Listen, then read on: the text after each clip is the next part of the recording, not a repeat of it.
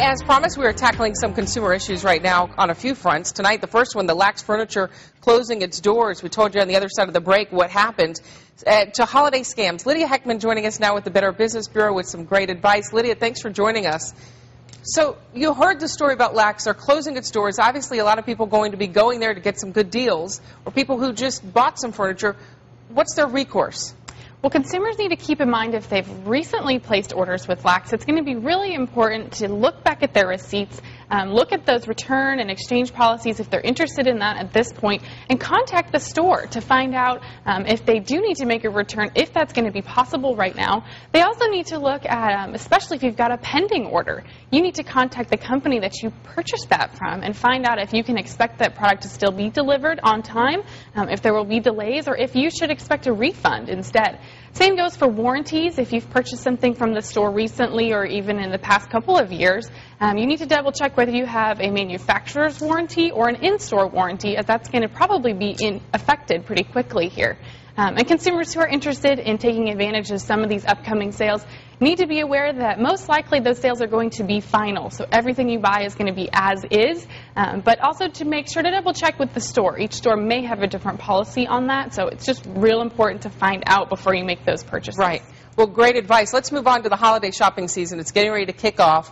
You hear about all the holiday deals, and then there's the holiday scams, the fakes online, all these kind of sales. You hear the shoppers fighting for that must-have toy, and you find out you pay, you get nothing in return.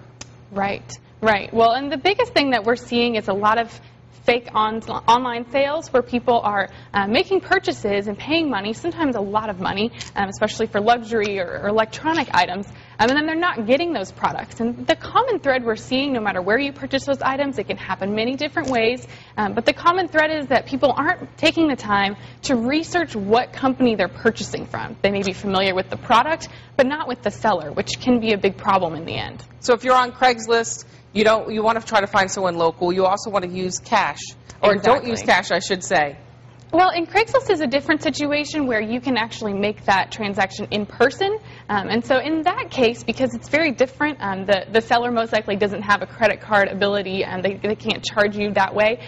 So in that case, it is appropriate to use cash. It's actually an advantage with Craigslist because that way the person who you may or may not know much about can't track you down in the end, and they can't take the checking information that may be on a check if you write it to them. So it's actually best to use cash if you are purchasing with Craigslist. And not to wire that money. Let's move on to the next thing. A lot of times we're all online. I know I see an ad pop up when I'm on Facebook or on Twitter or something. It says an ad for free items, like you want a free iPad, an Xbox, a laptop. What are the warning signs about this? Do you really ever get these?